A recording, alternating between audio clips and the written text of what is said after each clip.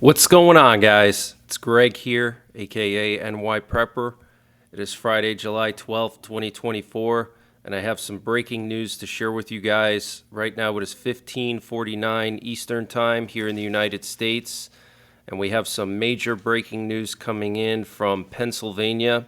So apparently, there was an acid explosion right next to the Letterkenny Army Depot, which prompted the Letterkenny Army Depot to enter into a shelter-in-place situation on the base yesterday. And this acid explosion sent 17 people to the hospital. The acid explosion occurred at a private business named AFCO with premises leased from Letterkenny. And if you guys are not aware, Letterkenny is the primary location for Patriot missile battery maintenance and repair in the United States, along with repair and maintenance of other tactical missile systems. 2 people are in intensive care and in stable condition. 8 people were admitted overnight for observation, and the rest are under evaluation. A photo from the scene shows a yellow substance dispersed into the sky. The incident is under investigation. The Occupational Safety and Health Administration, OSHA, is among the investigating agencies. The company where the leak happened makes industrial cleaners used in the food service industry. So here you can see, if you look closely, there's a little plume of yellow smoke, it looks like. Well, that's actually the acid dispersing into the air, and this is literally right next to Letterkenny Army Depot, which is where they repair and maintain Patriot missile batteries, guys. I don't think this is a coincidence, and this occurred at a business that is leasing their premises from Letterkenny, okay? This was an explosion of nitric acid and phosphoric acid. That's very caustic stuff, guys, okay? So this could potentially have been a sabotage attack on Letterkenny, okay? They went into shelter in place. 17 people went to the hospital. That's pretty serious, okay? So this could have been potentially a Russian sabotage attack on Letterkenny, guys, okay? We know that the U.S. is going to be sending more Patriot missiles to Ukraine, so this is very, very serious. And before I continue with the breaking news, I just want to ask you guys to pray for someone by the name of Brian. One of my subscribers posted a comment on my video last night saying that her husband, Brian, is undergoing treatment for cancer. So keep Brian in your prayers, please. Thank you very much. And this afternoon, we have U.S. nuclear forces on high alert. Currently have 2 Boeing E-6B Mercury nuclear war command and control planes up in the air. We have one over the Texas Panhandle. We have one in the Pacific Ocean. I did hear some emergency action messages this afternoon. We also have a B-52 nuclear bomber airborne over Kansas right now. So our nuclear forces are on high alert. And the last few weeks, I've been tracking multiple B-52s up in the air every single day, like 2 or 3 in the air every single day, which I've never seen that before. Usually you see a B-52 on the flight radar maybe once a week, but over the last month or so, basically ever since Israel was getting ready to invade Hezbollah, we've been seeing 2 or 3 B-52s looping over Louisiana, Arkansas, Oklahoma, Kansas, and in my opinion, it's just my opinion, is that they're preparing for a possible escalation in the Middle East and potentially in Europe as well. So they're training, they're getting ready, they're making sure everything works because things are about to get crazy. And we've also been hearing a lot of Russian nuclear war radars active the last couple of days. So things are really escalating here. And I do believe we are in the calm before the storm. So make sure you're subscribed. Make sure you're set up to get notifications. And make sure you follow me on Telegram and Twitter, because when things pop off, I will be going live 24/7, whether it's on, whether it's Ukraine, the Baltics, Taiwan, South Korea, whatever, hurricane season. I always go live when things happen, okay? We also have sub-hunters active off of Florida and California today. Here we have a P-8 Poseidon sub-hunter flying off the coast of Florida near Port St. Lucie, and it's pretty close to one of the Bahama Islands. And this is the area where about 3 weeks ago Russian subs transited through this area, okay, this little strait between the Bahamas and Florida. So it's very possible that Russian subs and warships are still off of our coast, okay? The last 2 or 3 days, we've been seeing a lot of P-8 Poseidons out here off the coast of Florida, in the Gulf and in the Atlantic, and also off the coast of North Carolina. We saw an MQ-4C Triton naval reconnaissance drone patrolling the Outer Banks for hours yesterday, which is very unusual. Here's the P-8 Poseidon off the coast of California in the Pacific. And yesterday we had some leaked footage from Guangzhou, China. This is opposite of Taiwan, showing this Chinese missile truck being moved around towards Taiwan, towards the Chinese coastline. Okay, you can clearly see here what appears to be a short or medium range ballistic missile sprayed with a camouflage pattern, and it's on a flatbed trailer. Okay, so China's preparing for something. And this update was sponsored by Patriot Supply. Guys, Patriot Supply is doing a discount on their 1-month emergency food supply. And to get the deal, you got to go to preparewith.nyprepper.com, and the link is in the description below this video.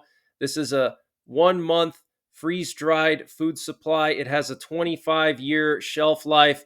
Normal price is $237. They've dropped it down to $177. So that's a savings of $60. And it's all packed within 2 rugged, water-resistant buckets. Free shipping is included. $177 for 1 month of food. Where are you going to find a deal like that? They also have a general store, and they're always running discounts in their general store on various prepping and survival items. They have everything from MREs, potassium iodide, to survival seeds. And to get to their general store, you got to click on the Patriot Supply logo at the top of the page when you get to preparewith.nyprepper.com.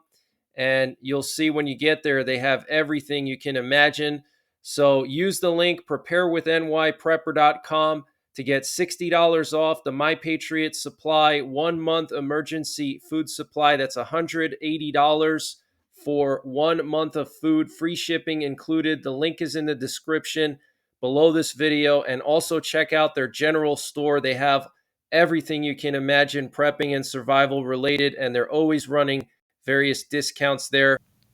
And Biden made more gaffes yesterday at his highly anticipated evening press conference, which was supposed to boost trust in his cognitive state. And he made some more gaffes. He called Vice President Kamala Harris Vice President Trump, and he called President Zelensky of Ukraine President Putin.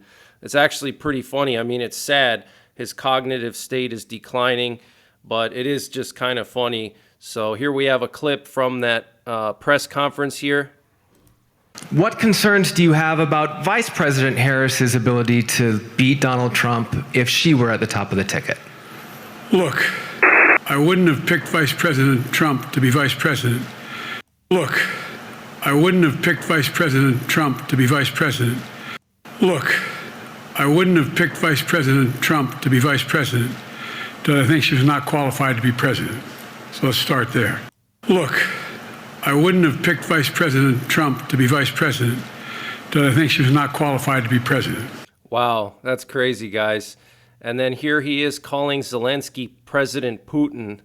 And now I want to hand it over to the president of Ukraine, who has as much courage as he has determination. Ladies and gentlemen, President Putin. President Putin. He's going to beat President Putin. And now I want to hand it over to the president of Ukraine, who has as much courage as he has determination. Ladies and gentlemen, President Putin.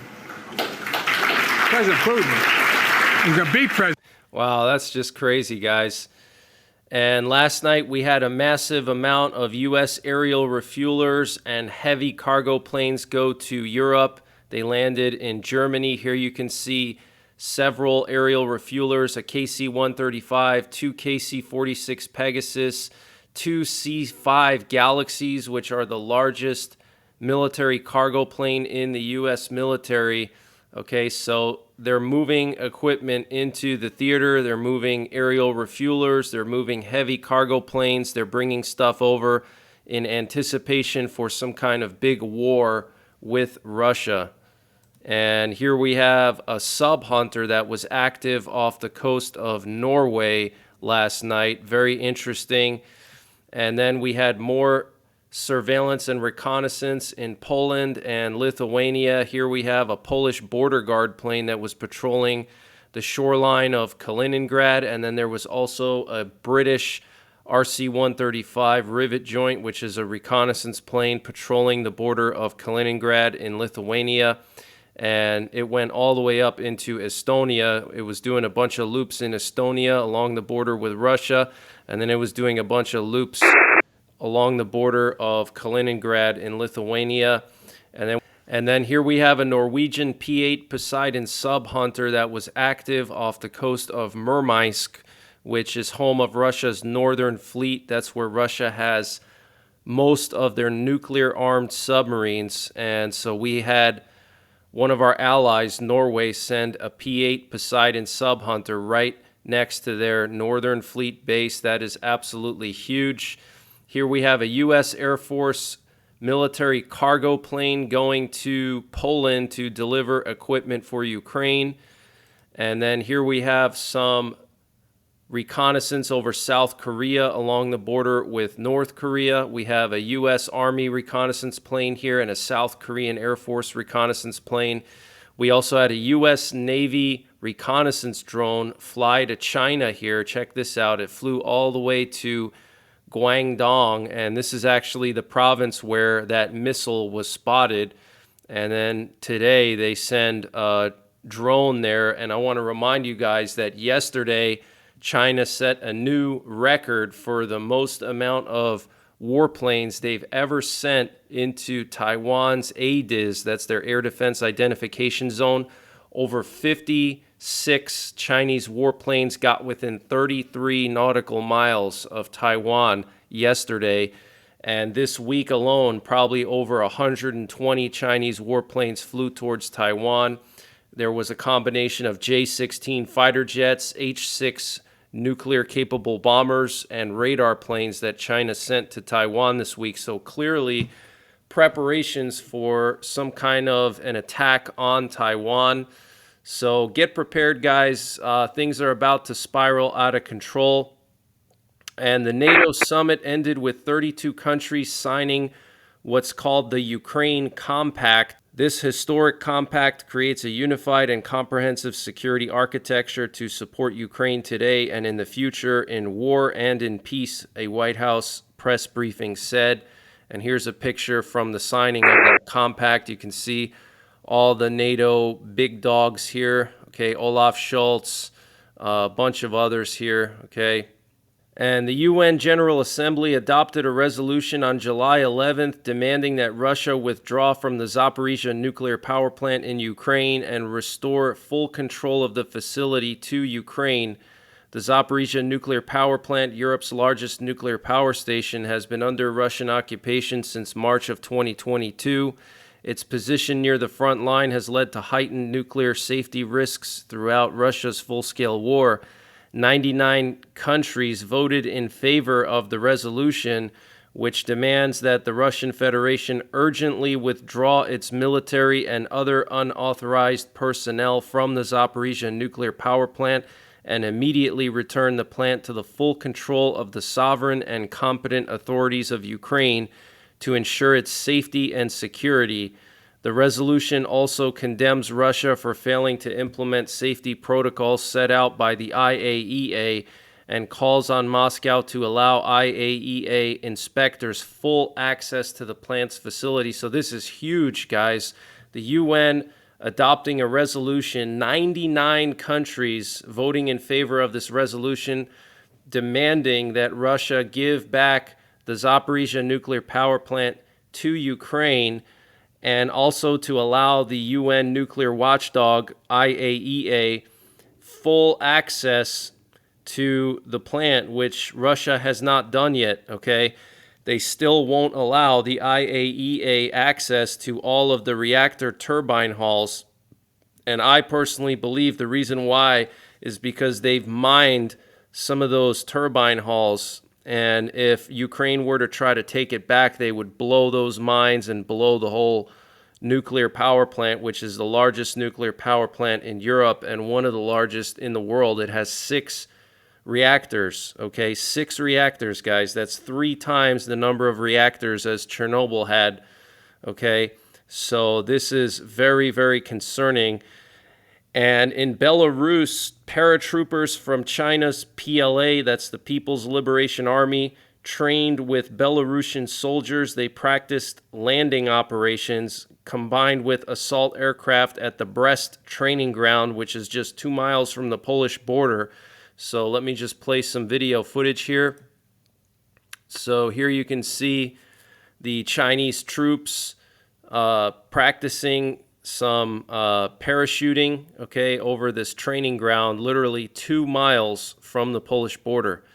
Okay, this is very, very serious, guys. Okay, China has deployed forces into Belarus, right next to Poland, literally 2 miles from the Polish border. Okay, this is clearly an intimidation tactic, which is funny because the Polish president just went to China and met with Xi Jinping, and they agreed on some economic stuff, some economic deals, and generally China has a good relationship with Poland, so it's kind of a stab in the back to Poland for China to do this. And then here we have Chinese troops doing live fire training with Belarusian troops at this range here.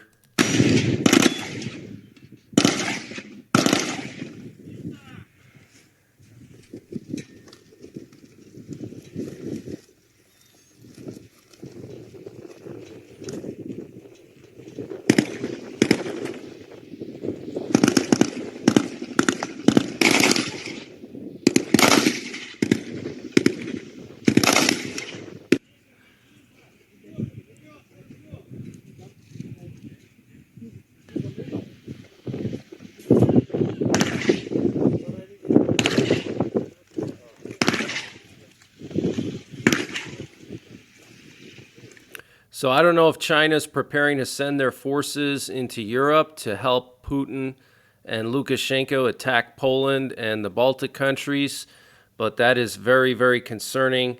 And the U.S. Air Force has disclosed that Ukraine is the intended recipient of a new, relatively low-cost, precision-guided air-launched standoff munition. It is looking to start development of the Extended Range Attack Munition, or ERAM. ERAM could have a range of up to 250 miles and would give the Ukrainian Air Force new capacity to strike targets beyond the reach of many of the weapons currently in its arsenal, including Western-supplied precision-guided weapons. It also offers an ideal opportunity to do a more immediate real-world evaluation of evolving concepts for rapidly developing and scaling up of production of relatively complex weapon systems.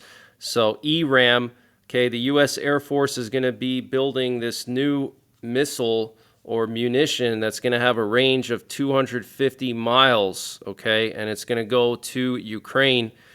And Zelensky, the president of Ukraine, is in Salt Lake City today addressing U.S. state governors at the National Governors Association summer meeting. And there was a series of kabooms in Russian-occupied Mariupol in Donetsk Oblast today. The kabooms were near the city's airport and were captured on video shared on Telegram, with another detonation reported later by Telegram channels. Unfortunately, I cannot share that footage here, but it is legit. It does look like potentially Ukraine struck this airfield in Mariupol. And a Russian deep-sea vehicle was damaged after collision in the Norwegian Sea. Ukraine's military intelligence said the Russian modernized deep-sea vehicle AS-36 was damaged during tests in the Norwegian Sea, Ukraine's military intelligence reported on July 12th. According to the agency, the crew of the vehicle's carrier, the rescue ship of Russia's Northern Fleet Mikhail Rudnitsky, lost control while launching AS-36 on July 1st. The ship's hull and the AS-36 collided, the agency said. As a result of the incident, the Russian deep-sea vehicle sustained damage that does not allow it to continue testing. Military intelligence wrote on Telegram, the AS-36 has reportedly been modernized at the shipyard in St. Petersburg since 2017. Russia is currently assessing the damage and time required to repair the vehicle, the agency said. So maybe this is why we saw all those AWACS planes and recon planes just north of Iceland the last few days. Maybe Russia was trying to, rescue this vehicle or something. Very interesting. And Viktor Orban, the Prime Minister of Hungary, discussed ways to make peace with Trump in Florida. Hungarian Prime Minister Viktor Orban met with former U.S. President Donald Trump in Florida on July 12th. The Hungarian leader said on social media, the visit, described by Orban as Peace Mission 5.0, took place at Trump's Mar-a-Lago resort after the NATO summit in Washington, where partners launched the Ukraine Compact, a security framework signed by 32 allies. Prior to that, the Hungarian leader visited Ukraine, Russia, and China in what he presented as an effort to promote a ceasefire and peace negotiations between Russia and Ukraine. During his visit to Kyiv, President Zelensky rejected Orban's ceasefire proposal. We discussed ways to make peace. The good news of the day is he is going to solve it, Orban wrote on Twitter, and that's what he said about Trump. So very, very interesting. And here we have some video footage coming out of China showing the Chinese military training to attack Taiwan. You can see these amphibious artillery pieces, floating in the ocean here and launching armor-piercing shells.